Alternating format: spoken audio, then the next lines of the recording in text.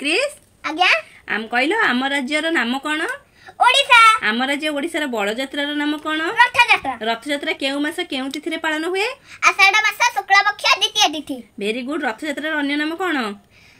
घोषा यात्रा। रथ निर्माण केउ काठर करा जाए? नड़िया काठ। महाप्रभु जगन्नाथक रथयात्रा रे काहर रथ प्रथमे गड़ा जाए? बलभद्र। रथयात्रा पई रथ काम केबेठार आरंभ होइथाय? अक्षय तृतीया। रथ निर्माण पर तीन रथर प्रतिष्ठा किए करंती? नारद। महाप्रभु श्री जगन्नाथक रथर नाम कौन? नंदीघोष। बलभद्रक रथर नाम कौन? तालध्वज। सुभद्राक रथर नाम कौन? देवदर्शन। जगन्नाथक रथर रंग किपरि? नालिया हळदिया। बलभद्रक रथर रंग किपरि? नालिया नील। सुभद्राक रथर रंग किपरि? नालिया कला। नंदीघोष रथर चक संख्या केते? नंदीघोष रथर चक संख्या 16। केते? हां। तालध्वज रथर चक संख्या केते?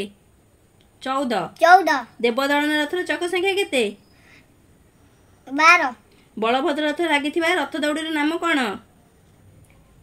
बासुकी। जगन्नाथक रथ लागिथिबा रथ दौड़ीर नाम कौन? संगचूड़ा। सुभद्राक रथ लागिथिबा सोनाचूड़ा। हां। जगन्नाथक रथ निर्माण पई केते खंड काठ लागिथाय? 742। बलभद्रक रथ निर्माण पई केते खंड काठ लागिथाय? 731। सुभद्राक रथ निर्माण पई केते खंड काठ लागिथाय? 711। नंदीघोष रथर उच्चता केते?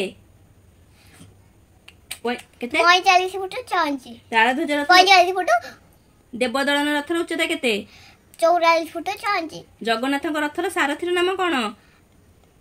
दारुक। बलभद्रक रथर सारथीर नाम कौन? माताली। सुभद्राक रथर सारथीर नाम कौन?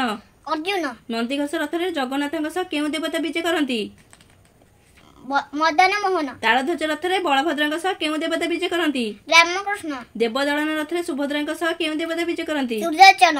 नंदीघोष रथरे चारोटी घोड़ा केउ रंगर थांती? धला। तालध्वज रथरे चारोटी घोड़ा केउ रंगर थांती? कला। देवदळन रथरे चारोटी घोड़ा केउ रंगर थांती? नालिया। घोष यात्रा रे केते दिन पई महाप्रभु गुंडीचा मंदिर को जांती? 9 दिन भाई। जगन्नाथक माउसी को नाम कौन? गुंडीचा मां। श्री गुंडीचा मंदिर रो अन्य नाम कौन?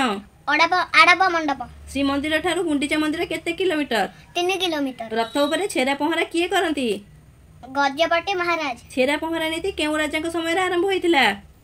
कपिलेन्द्र देव। Very good. जय जगन्नाथ।